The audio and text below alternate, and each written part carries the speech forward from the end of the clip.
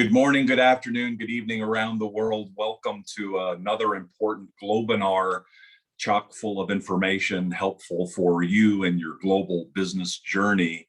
Today, we're speaking with a longtime friend and member, Marco Costa, originally from Italy, now in the United States, and very familiar with immigration issues and helping members with immigration issues. As I think most people know, the last 4 years has been really a different kind of time period for entrepreneurs and others who have been interested in immigration to the United States. We're starting to see some changes, which are very welcome. One of the changes we're going to be talking about today, it's the entrepreneur parole rule. It's a new way for foreign entrepreneurs to live and work in the US. I believe it's outside the visa system, and so we're going to be talking to Marco about the specifics of that. We're certainly very familiar, and we have many members who are entrepreneurs. Many of them are foreign, and some of them are interested in living and maintaining businesses in the United States. And this new rule will allow them to do that. It's actually quite brand new, and so Marco, I really appreciate you coming in today and talking about this. Marco's an attorney, by the way, at Gillespie Shields. He was born and raised in specifically Milan, Italy, and now he is an international attorney, very knowledgeable about international law, U.S. law, Italian law, and in particular, we're going to be talking about this angle today. So please listen. Please ask your questions in the Q&A section, and we'll be wrapped up by the top of the hour with Marco's presentation and also your questions. So thank you for attending. Marco, thank you for sharing information today. We're really looking forward to hearing more. Well, thank you. Thank you very much, Doug, for inviting me to talk in front of all the members. And good morning and good afternoon and good evening to all of you that you are connected. As Doug anticipated, we are going to talk about the so-called International Entrepreneur Parole Rule, which provides a new way for foreign entrepreneurs to do business in the US, but also to live and work in the US. And as Doug mentioned, it's a kind of a brand new rule, but not so. It was first introduced, if you can switch the slide. The entrepreneur rule was first introduced in 2017. Before the end of the Obama administration, and when the new administration under Donald Trump took over, it was basically suspended, and they tried to eliminate the rule. But then when the new administration, the current administration came in, the DHS published a final rule to delay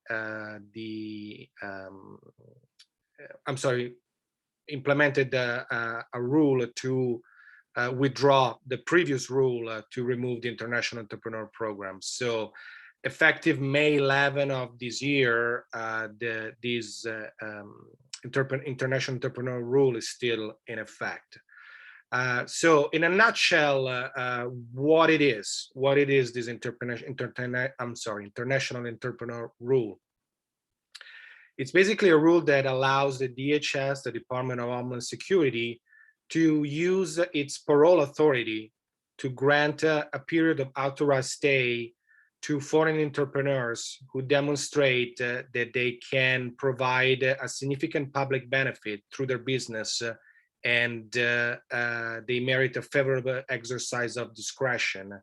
And so by then, they can stay and live and work in the US.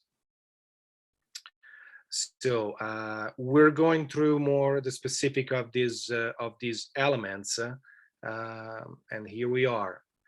Okay, so what are the criteria for these foreign entrepreneurs to enter in the US under the new rule? Well, the first one, they have to possess a substantial ownership interest in a startup entity created within the past 5 years in the US that has substantially potential for rapid growth and job creation. So here's the first element. The international entrepreneur rule is designed for foreign startups. So it's not designed for foreign entrepreneurs that already have a business, established business here in the US. It has to be a startup. The person or the persons who own the startup must have a central and active role in the startup, and such that they are well positioned to substantially assist with the growth and success of the business. And we'll go further in that. The next requirement is that this new startup has to provide a significant public benefit to the United States. And then, of course, the fourth element it's that the application of the startup merit a favorable exercise of discretion. And as I said, these are the 4 eligibility criteria, but we'll go further in these elements one by one. So we can skip. Okay, so the first element, what do you mean a substantial ownership interest in a startup entity? Well, the applicants, the owner of the startup, must possess at least 10% ownership stake in a US entity. So you form a company, an LLC or corporation here in the US, and the foreign applicant must have at least 10% ownership in the entity. So it can be a joint venture when you have different owners, different members, different shareholders. But what is important in order to obtain the parole, it's that the foreign entrepreneur must have a 10% ownership in the US. And the entity must be a startup. As I said before, it cannot be a long, well-established business in the US. It has to be created within 5 years, immediately preceding the filing date of the application, and has been lawfully doing business within the United States during any period of operation since its date of formation. So we have this statutory period, so to speak, that if you want to apply for the parole rule, you have to make sure that your US business has been created within 5 years before you file the application and has been doing business since then. And the other requirement for startups is that has to be innovative startups.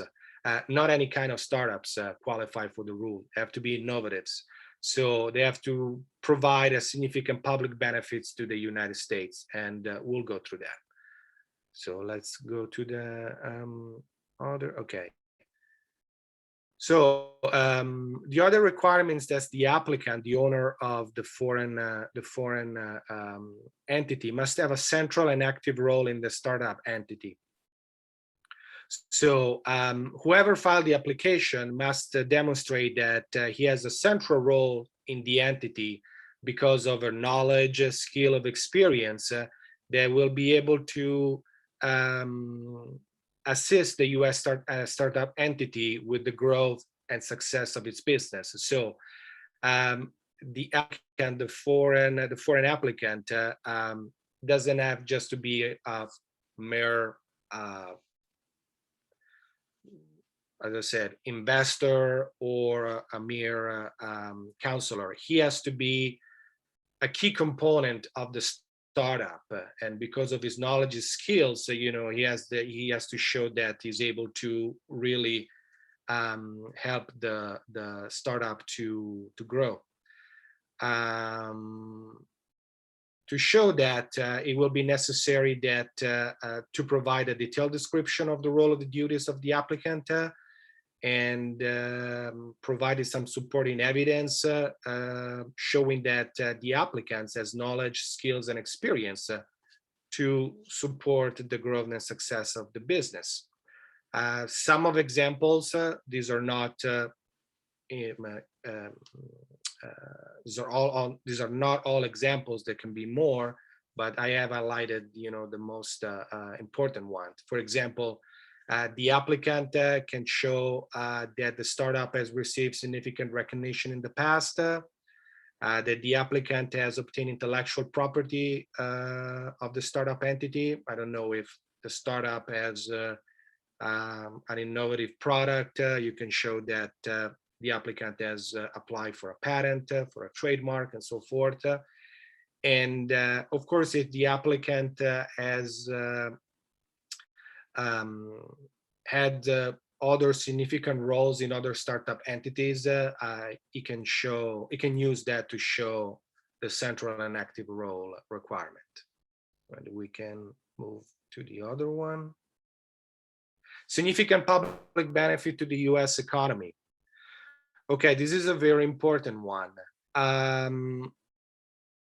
The key difference between this rule and the regular E2 visa for investors is that if you want to qualify for the E2 visa, you have to show that the investor, the foreign applicant, committed its own funds. Under the international entrepreneur rule, it's the opposite. You have to show that the applicant, the foreign entrepreneurs, receive a qualified investment from a US qualified investors. So E2 visa, the investor must commit his own funds. International entrepreneur rule, the foreign entrepreneurs must receive funds from a US investor. And but not only what is the qualified investments? Well, the qualified investments is a grant of at least $250,000 within 18 months immediately preceding the filing application for one or more qualified investors. Who are these qualified? And the qualified investor, we will see what they are. The first requirement to no, can we go back? Yes. So now, can we go back to the previous one? So as I said, the applicant has to show that receive at least $250,000 for qualified investors, or the startup has received at least $100,000 through qualified government awards of grants, or if the startup partially meets one of the more of the above criteria, the applicant can provide more compelling evidence that the startup has substantial potential for rapid growth and job creation. So significant public benefits can be showed by receiving private investments for qualified investors, or public investments from government awards of grants. And of course, the amount change, $250,000 if you go through private investors, $100,000 if you go through public grants. Now we can move to the other one. Okay, so the qualified investors, I said, one way is to receive at least $250,000 for private qualified investors. Who are these qualified investors?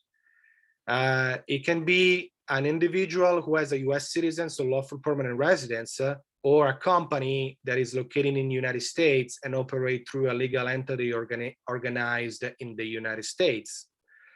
The organization majority is owned and controlled directly or indirectly by US citizens or green card holder, provided that such individual organization makes regularly substantial investment in startup entities.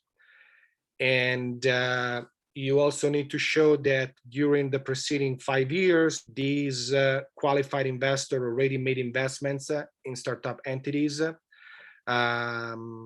for no less than $600,000 in the previous 5 years. And as a result of such investment, at least 2 entities, 2 startups that were previously founded created at least 5 jobs or generated at least $500,000 in revenues. So what, in a nutshell, what does it mean?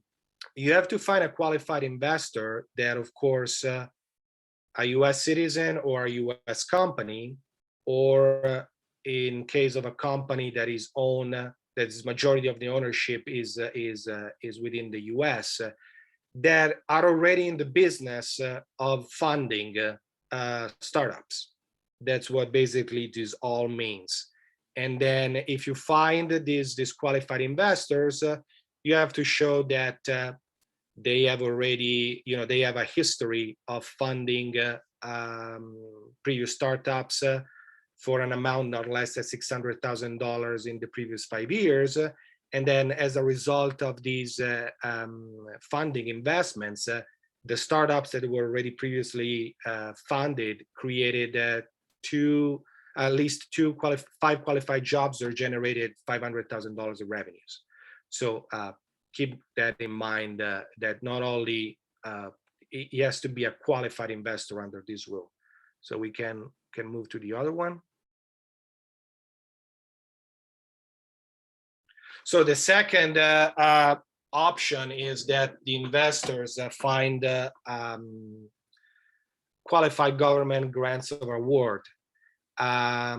So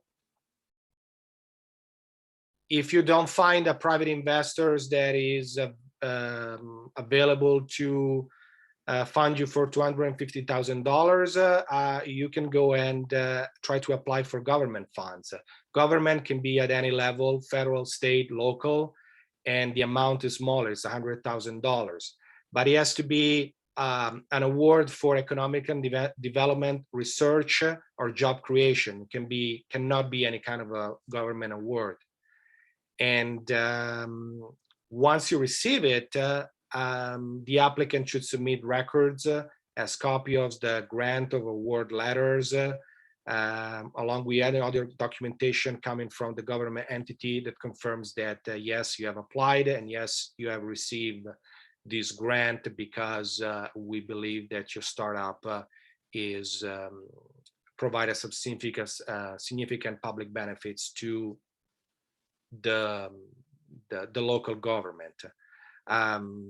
So that's another option that you have, but once again, not any type of government grants of award qualified. It has to be for economic development, research, or job creation.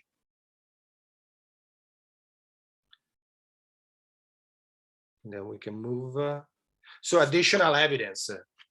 So as I said, the US government says, okay, you find a qualified investors, but the amount requirement is not met. So the startup receive a private investment of less than $250, or was granted a government awards less than $100,000.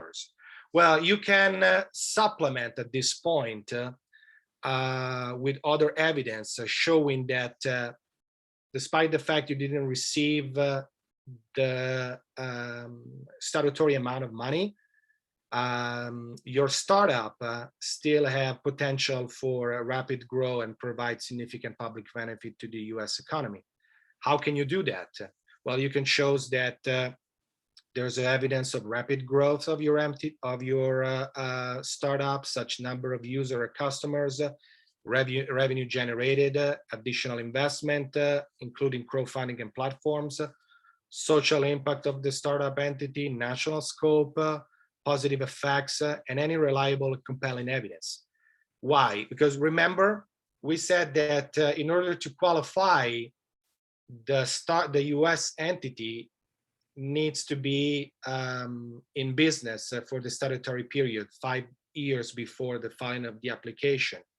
So at that point, you can use the history that you have created with your startup in the US already existing to show that has potential for rapid growth, and to use that in addition to the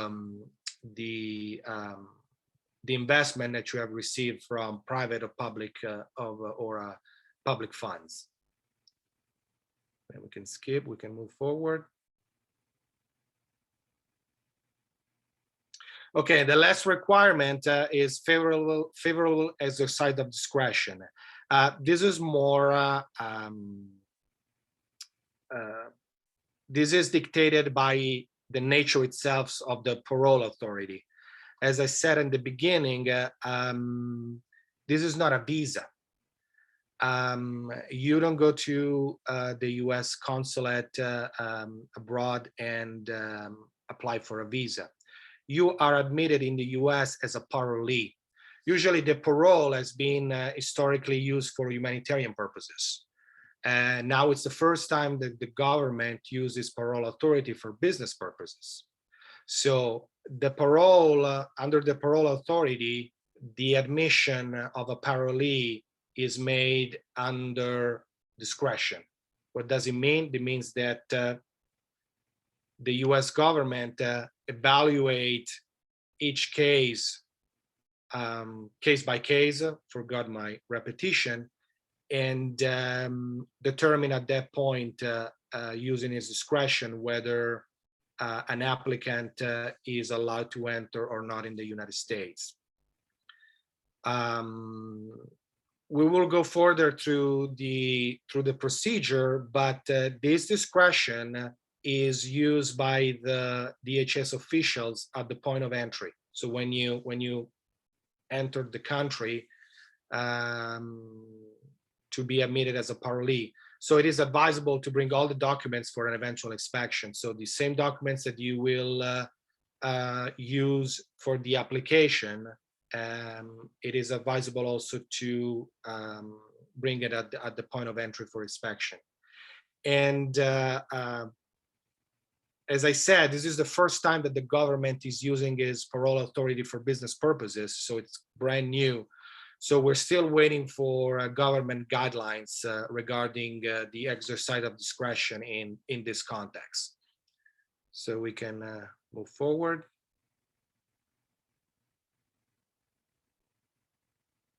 So other consideration. Once again, this is very important. This is not a visa. So these the applicants, if granted the parole, does not receive a visa. It simply enters in the United States as a parolee. Having said that, the features are pretty much the same as a visa. The parole may be granted for 3 entrepreneurs per startup entity. This is very, very important. So if you have startup entities that have more than 1 owners, they can enter, live, and work in the US up to 3 entrepreneurs. If granted, the parole allows the applicant or the applicants to live and work in the US exclusively for the startup entity for an initial period of 2.5 years, which can be renewed for another 2.5 years. The renew is called the reparole, and we will look into that. Another similar provision is that the spouses and children, we means under 21 years of age, can accompany the applicants at the same conditions. So the family can enter and remains in the United States for 2.5 years, and the spouse is allowed to work independently from the startup entity. So she can apply for a work permit and work in the US. No self-funding or crowdfunding is allowed. So although you can as additional evidence, you can provide additional funds from crowdfunding. There's a limitation. These additional sources, these additional funds cannot come from parents, spouses, or other family members, or corporation or companies that are affiliated with family members. So let's say that, oh, well, I receive private investments for less than $250,000. Well, I'll have my father, who owns a big company, to make me a loan, and so I can meet the requirements. That won't work.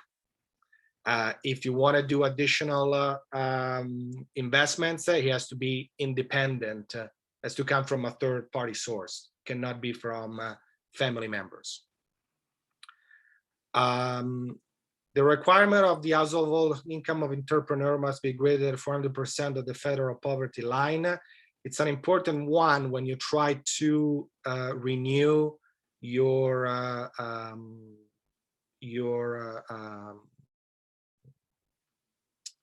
parole.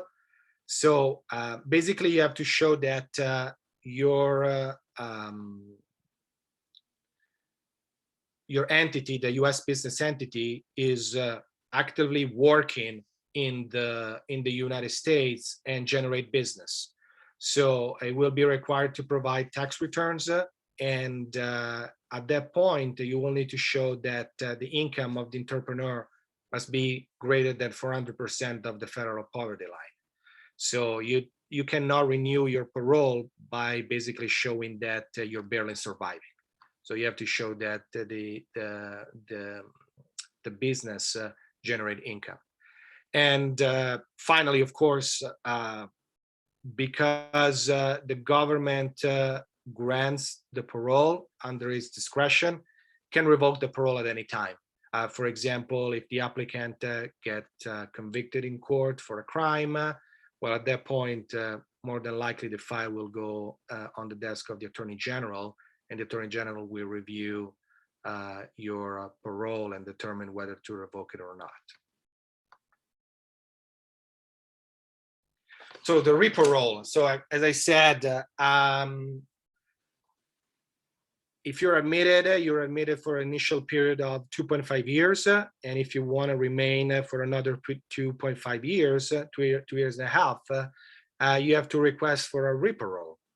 And basically, you have to show more or less the same requirements for the initial parole. So you have to show that you still have a central and active role with a startup entity. The ownership stake level has been lowered. It's not necessary that you show that you have 10% ownership stake. It's sufficient that you have 5% ownership stake. You have to show that you have received at least $500,000 in qualified investment or qualified government grants or award, or combination of such fundings during the initial parole period. So word of advice, when you initially looking for investments, don't aim for the minimum, just aim for as much as you can, because you need that to use for your reparole. And you have to show that you have created at least 5 jobs during the initial parole period, and then you have generated at least $500,000 in revenues. So if you wanted to continue to stay another 2.5 years, you have to show that your business is working and generated income, and of course jobs. So let's move. Okay, material change. This is very important. Why? Because the government granted you the parole under certain conditions. And it's foreseeable that this condition will always remain the same during the parole period. But of course, there can be changes. You know, it's business. That's the nature of the business. And if you have any changes in your business structure or in your business in general, you have to report to the authority if those are materials. So what are materials changes? The definition is changes that could reasonably affect the determination that the startup provide or continue to provide a significant public benefit to the United States. So you can see all the examples here in the laundry list that I have provided, all the bullet points. So, for example, as I said, criminal charges, convictions, if those happen, so you have to report them. If you were involved in a lawsuit that seriously affect the financials of your business, any settlement, you have to report them. Any sale or disposition of your startup assets, liquidation, bankruptcy, a significant change of the ownership. As we said, you go through a merger, you go to change of governance, but if this change affects your ownership stake, as I said, you switch to 10, to 5, to 2, to 0.5. Well, at that point, you have to report that because it affects the material structure governance of your company. So all of these, all these changes has to be reported to the authority because they need, at the point, they need to reevaluate your position and determine that your business is still in the condition to provide a substantial benefit to the United States. It's very important that you do that, because if you don't do that and the government finds out, and it will probably find out when if you try to re-parole and present your tax returns. If you fail to report those changes timely, the government can decide to terminate your parole. And so at that point, you have to leave the country.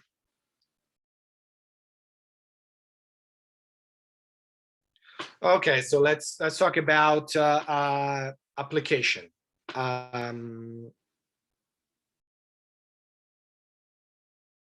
The principal applicant, the foreign entrepreneur or the foreign entrepreneurs, has to file a form. It's called I-941, which is the application for international entrepreneurs rule. And for the eligible dependent, the spouses and children under 21 years old, there's a separate form. It's called I-131.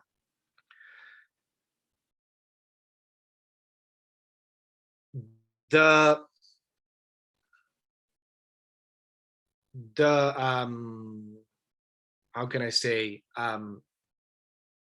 the difference between the application for a visa and the application for an entrepreneur parole is that the application, the I-941, is processed in the United States.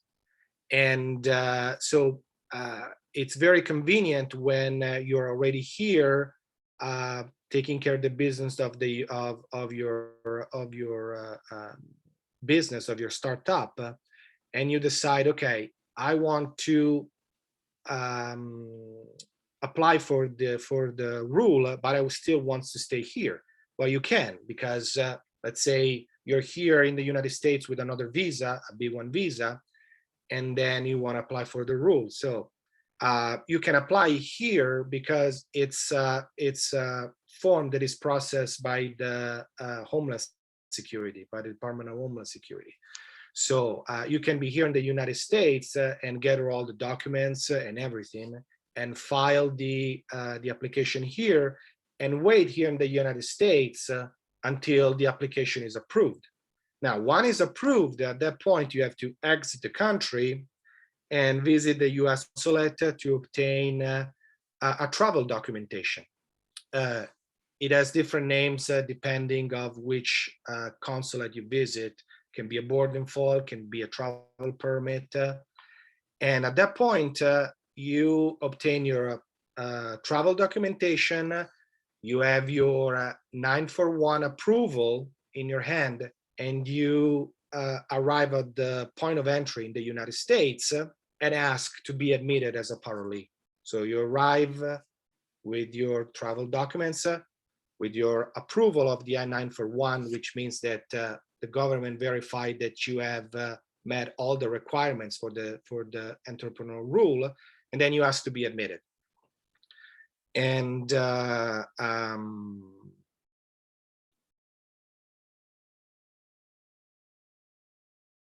yes, when I said it's for spouses and kid and children, they need to present the different form, of course, the I-131. I'm sorry. And when the spouse is admitted, she can apply, or he can apply, for employment authorization, which is another form that allow him or her to work in the United States. A small difference with Canadian travels, because of the former NAFTA agreement, you can arrive at the port of entry with just an I-941 at the US port of entry without obtaining any travel documentation. So basically, if you're a Canadian, you just leave the country. You don't have to go to the US consulate in Canada. You just travel back. You present your I-941 or I-131 if you're accompanied by a spouse, and then you seek for admission. And as I said before, you can be present with another visa in the US, process the all application here in the US, and then travel back to your home country to be admitted back as a parolee. So let's skip. Oh, we're done. So that was my presentation. These are all my my information. If you want to email me, if you want to call me. And one last word, as I said, this is although it was the rule was implemented in 2017, it was never went into effect, so it's kind of brand new. So we're still waiting for more guidelines from the DHS how to this application really works and will be really processed. Well, thank you very much for your attention. Marco, thank you very much. What experience do you have so far working within the rule, or have you started any processes within the rule yet, or is it just too early? It's just too early. Although the forms and are up there, I never had the opportunity to work of any of that because it's brand new. And of course, it requires some, as you have seen, it requires some preparation. And the main one is to find the qualified investors.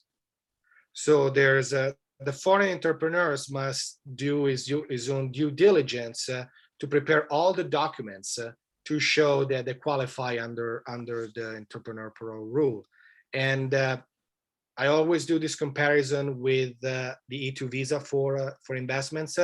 If you want to apply for an E2 visa, you have to show that you have bought a business, that you have a business plan, that you have committed the funds, and so there's some preparatory steps that has to be done. The same here with the parole rule.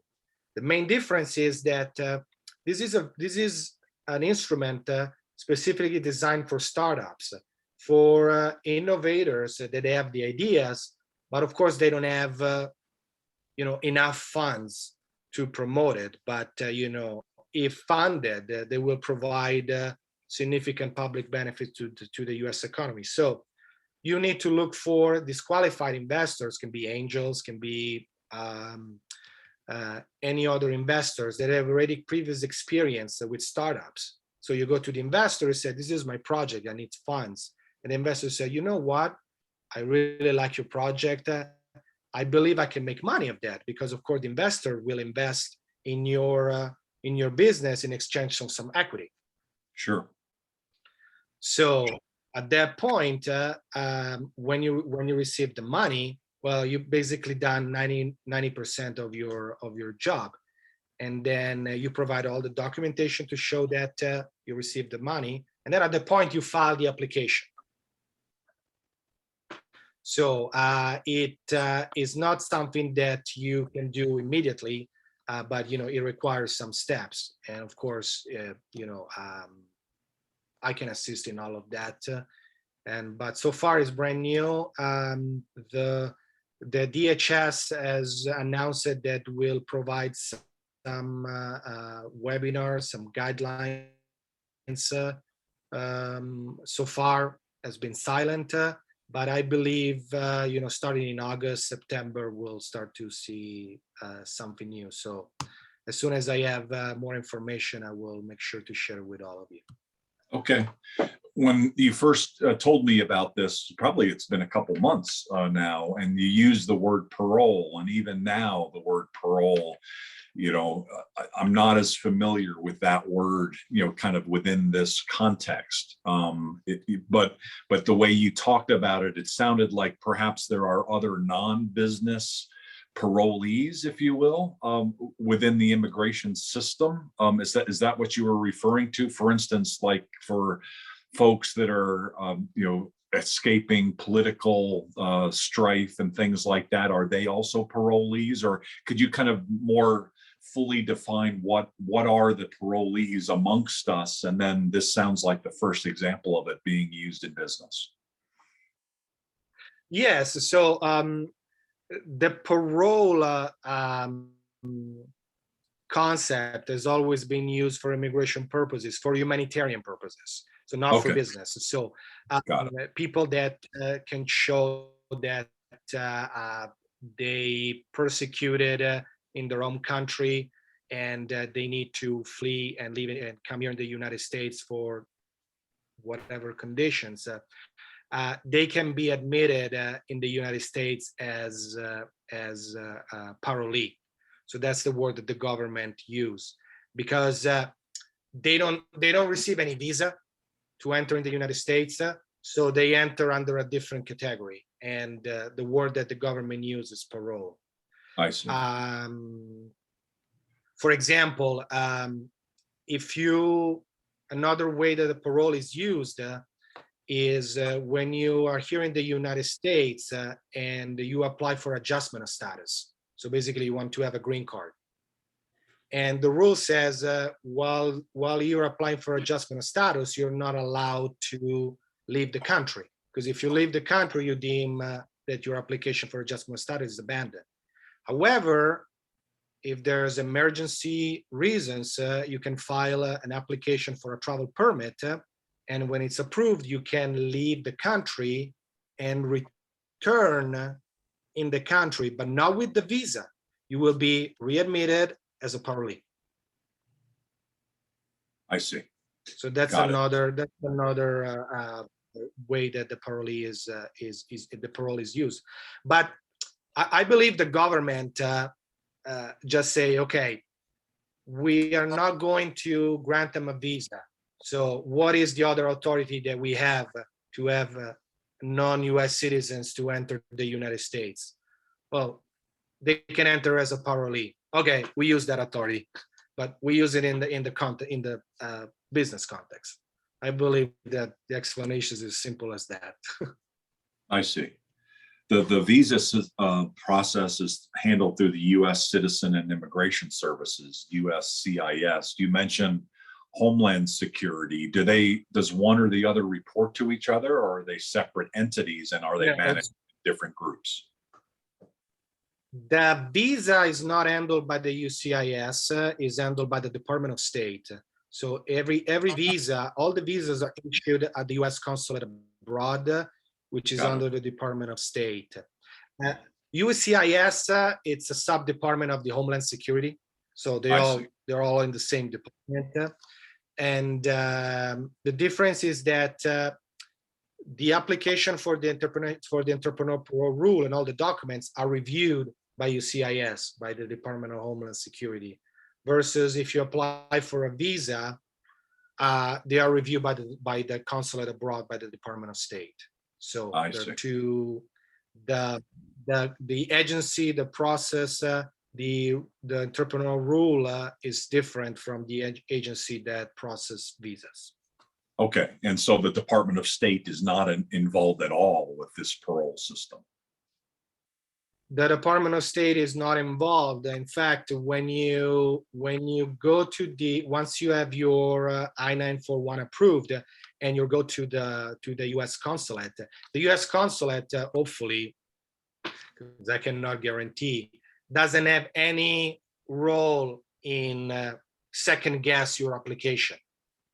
They don't have any role in reconsidering all your documents.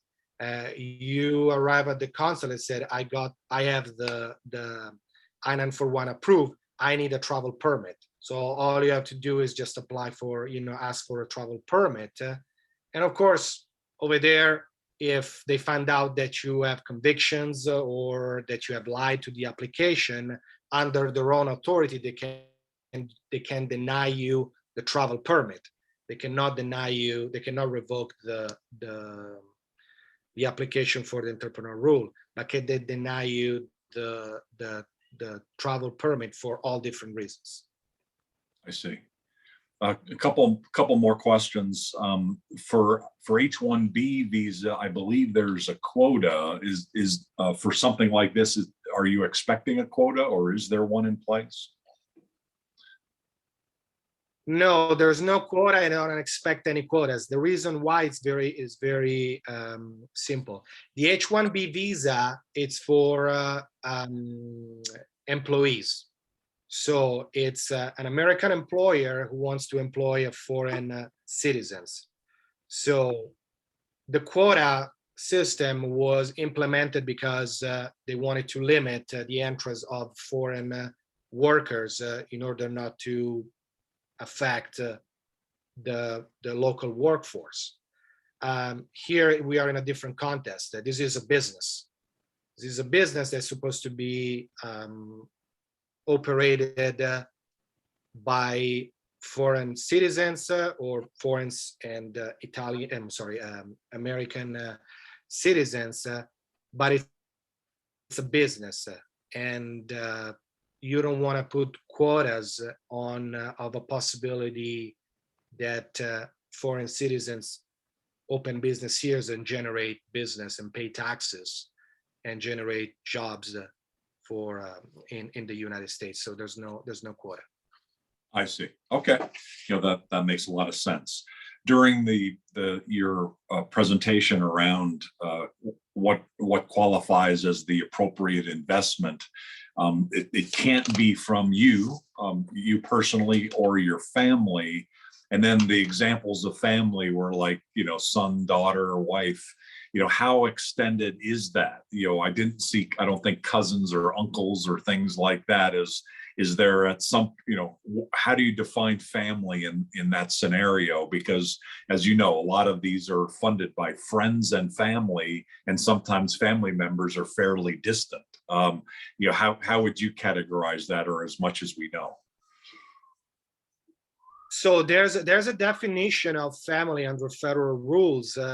Of course. And if I do remember, it goes up to fourth generation. Oh my goodness. I don't believe that cousins are included in a definition of family. But we can wait for more guidelines.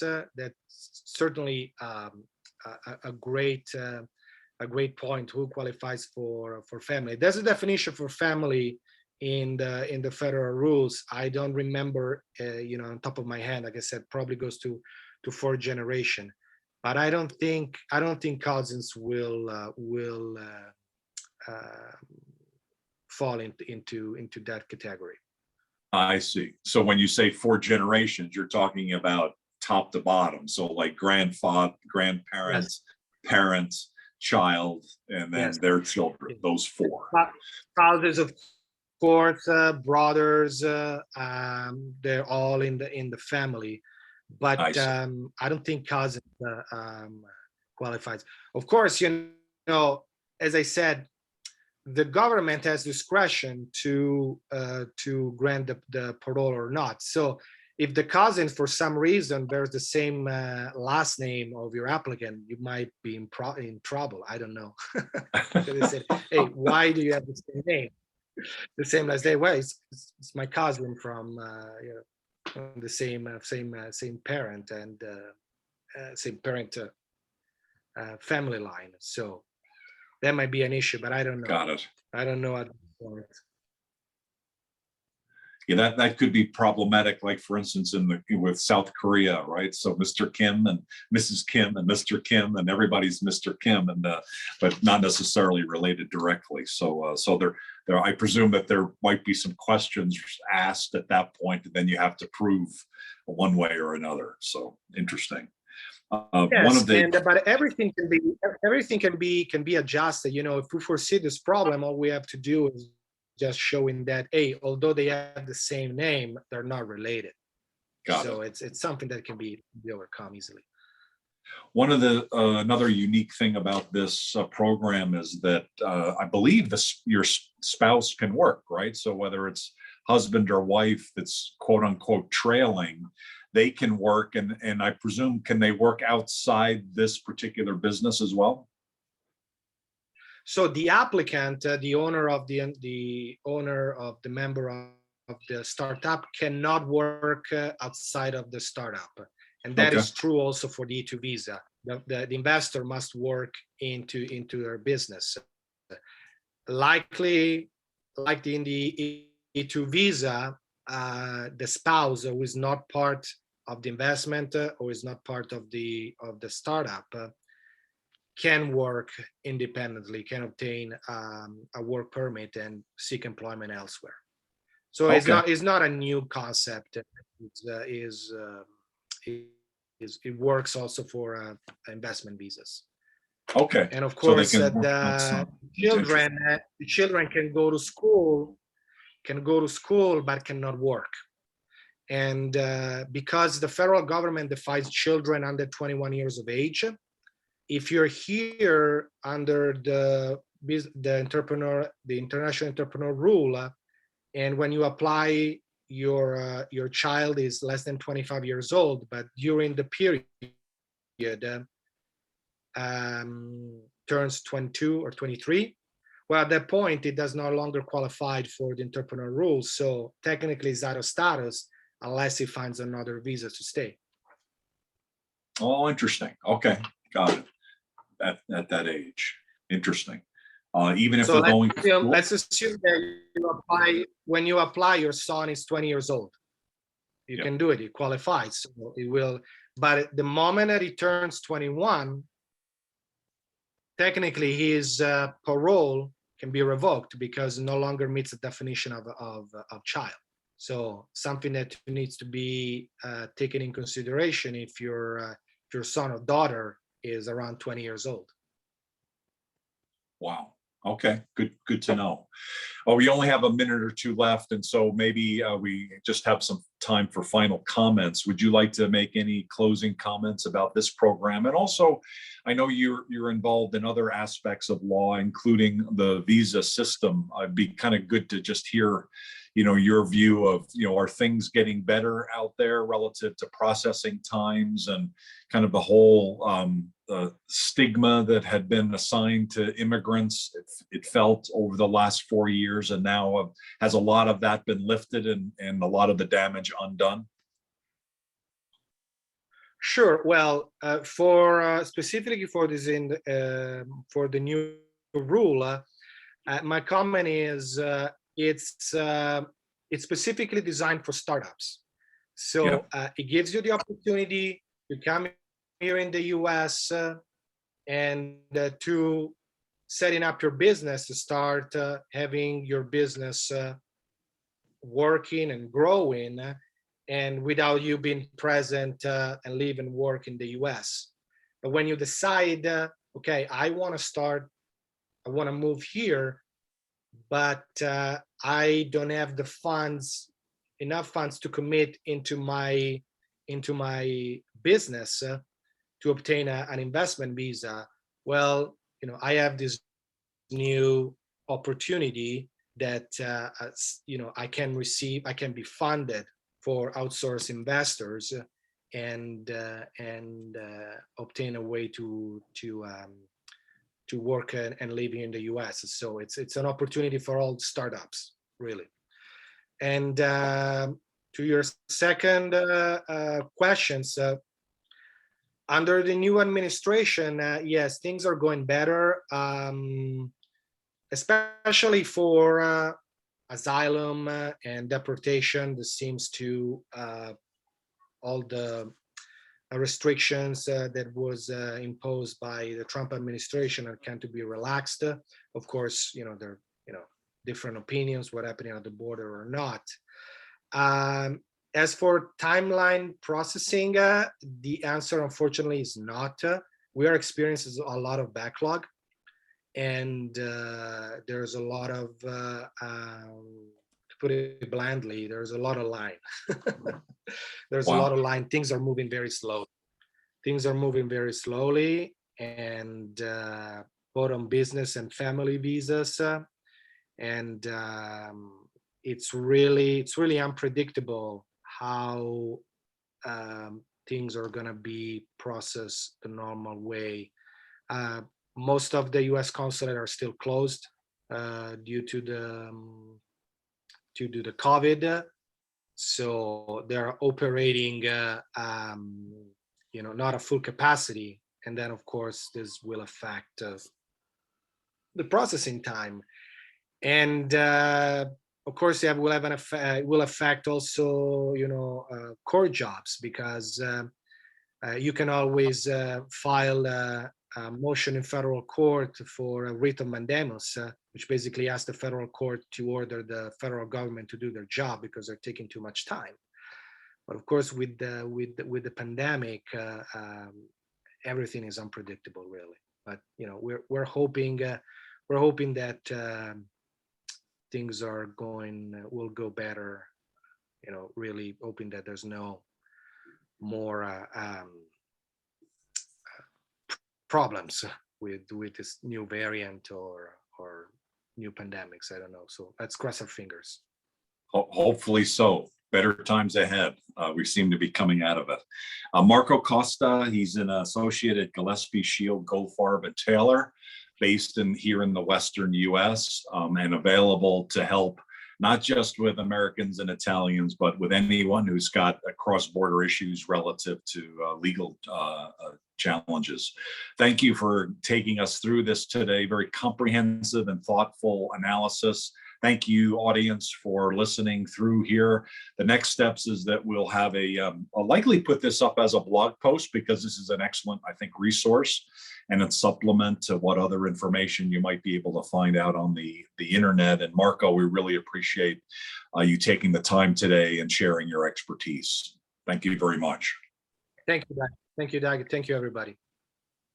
Thanks, everybody. We'll catch you next time. Our next event is just in a few hours. Every day we're busy with topics that are related to international business success, and reach out for help at any time. I'm Doug Brunke, founder and CEO of Global Chamber. Have a great rest of your day. Take care.